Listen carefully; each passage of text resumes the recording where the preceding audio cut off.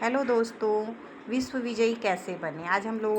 आज हम आप लोगों को यही बताने जा रहे हैं। हाँ, आप सिर्फ दो भय के साथ पैदा होते हैं।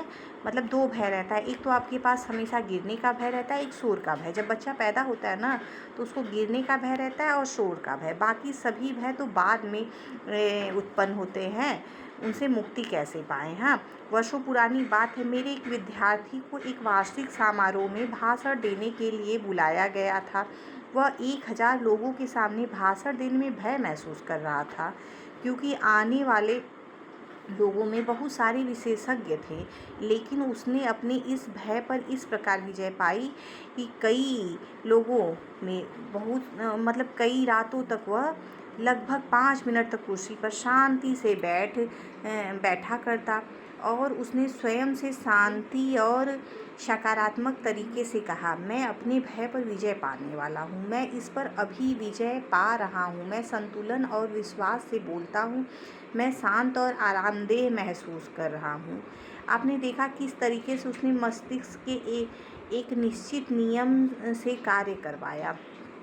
समय आने पर उसने अपने भय पर विजय पाई और बहुत ही शानदार भाषण भी दिया। आप जानते हैं कि अवचेतन मन सुझाव के प्रति बहुत ग्रहणशील होता है। यह सुझाव द्वारा नियंत्रित होता है। जब आप अपने भय को स्थिर कर लेते हैं और शिथिल हो जाते हैं, तो आपके चेतन मन के विचार आपके अवचेतन में उतर जाते हैं। यह प्रक्रिया परासरण जैसी ही है, जिसमें छिद्र वाली झिल्लियों द्वारा विभाजित द्रव आपस में मिल जाते हैं। जब ये सकारात्मक बीज या विचार अवचेतन क्षेत्र में उतरते हैं, तो वे अपनी तरह के फल देते हैं और आप संतुलित, शांत और सद्भावपूर्ण बन जाते हैं। भय पर विजय। अब हम आपको बताने जा रहे हैं दोस्तों कि भय पर आप विजय कैसे प्राप्त करें। यह कहा गया है कि भय मनुष्य का सबसे बड़ा शत्रु है। भय ही असफलता और बीमारी ये कमज़ोर मानवीय संबंध का कारण होता है। लाखों करोड़ों मनुष्य अतीत, भविष्य, बुढ़ापे, पागलपन और मौत से डरते हैं। लेकिन भय आपके दिमाग में एक विचार है। इसका मतलब है कि आप अपने विचारों से डरे हुए हैं। आपने देखा होगा कि छोटे बच्चे भी भय के मारे दहशत में आ जाते हैं। जब उनको कहा जाता है कि बिस्तर के नीचे एक राक्षस है जो रात को उसे पकड़ लेगा, लेकिन जब माँ बाप लाइट जलाकर दिखाते हैं कि कोई राक्षस नहीं है, तो उसका भय दूर हो जाता है। बच्चे के दिमाग पर भय उतना ही असली है जितना असली राक्षस होने पर होता है। उसके मन के झूठे विचार का उपचार हो गया। जिस चीज़ का उसे भय था वह मौजूद नहीं था। इसी तरह से आपके अधिकांश भय वास्तविक नहीं होते हैं। वे महज दुष्ट छाया का समूह होते हैं, और छायाएं असली नहीं होती हैं। जिससे आप डरते हैं वही काम करें। लेखक ने क्या बोला है? जिससे आप डरते हैं वही काम करें। महान दार्शनिक और कवि राल्फ वाल्डो इमर्सन ने एक बार कहा था कि जिस काम से आप डरते हो उसे कर दें, भय की मौत तय है। मतलब भय खत्म हो जाएगा।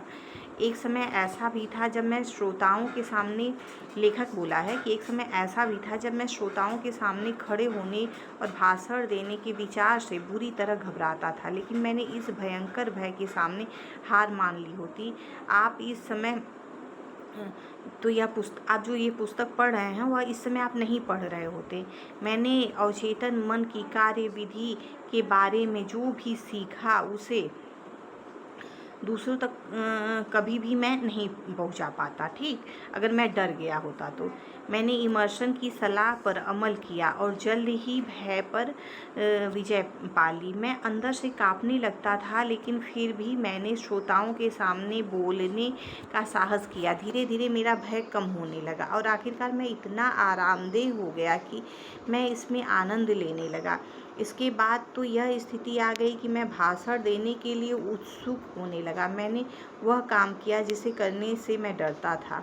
यदि आप अवचेतन मन द्वारा सकारात्मक रूप से घोषणा करते हैं कि आप अपने भय पर विजय पाने वाले हैं और अपने चेतन मन में एक निश्चित निर्णय पर पहुंचते हैं, तो आप अवचेतन की शक्ति को स्वतंत्र कर देते हैं। जो आपके विचार की प्रकृति की प्रतिक्रिया में प्रवाहित होती है। लेखक बोला है भय को कैसे दूर करें। आपने देखा होगा मैंने जेनेट आर की कई बार उदाहरण दिए हैं। यह इस युवा ऑपेरा सिंगर का कैरियर मंच के भय के कारण खतरे में पड़ गया था। जब उसे एक ऑपेरा प्रोडक्शन प्रमुख भूमिका में ऑडिशन के लिए बुलाया गया तो उसे अच्छी तरह से पता था कि उसने सफल होने का आखिरी मौका, मतलब उसके सफल होने का जो है आखिरी मौका हो सकता है, लेकिन उसका मंच का भय पहले जितना ही प्रबल था। वह जानती थी कि वह उससे नहीं उभर पाई तो एक बार फिर असफल हो जाएगी, मतलब उसका वो डर नहीं जाएगा तो फिर से असफल हो जाएगी, वो यह सोच रही थी। लेकिन उसने अपने भय से उभरने के लिए उसने यह तरीका अपनाया कि वह एक कमरे में एकांत कमरे में चुपचाप बैठ जाती और उसके बाद बैठकर उसने अपने शरीर और मन को शिथिल करने की सर्वश्रेष्ठ कोशिश की। उसने अवचेतन मन पर जो भय था उसके सुझाव का प्रतिरोध करने के लिए उसने धीरे धीरे शांति से और भावना से यह शब्द दोहराए, मैं बहुत बढ़िया गाती हूँ, मैं संतुलित, आत्मविश्वासी और शांत हूँ। उसने बार बार इन शब्दों को दोहराया। एक सप्ताह के अंत में वह संतुलित आत्मविश्वास से भरी हुई महसूस करने लगी। समय आने पर उसने बहुत बढ़िया ऑडिशन दिया। यदि आप यह तकनीक आजमाएं तो इस काम को पूरी ईमानदारी और विश्वास से करें तो भय की मौत तय है। इसलिए भय से डरिए नहीं, वह काम आप करिए। बार बार सोचिए कि मैं वो काम कर सकती हूँ, अच्छे से कर सकती हूँ, और उसको करिए। हाँ, फिर आगे के बारे में हम आपको दूसरे पार्ट में बताते हैं।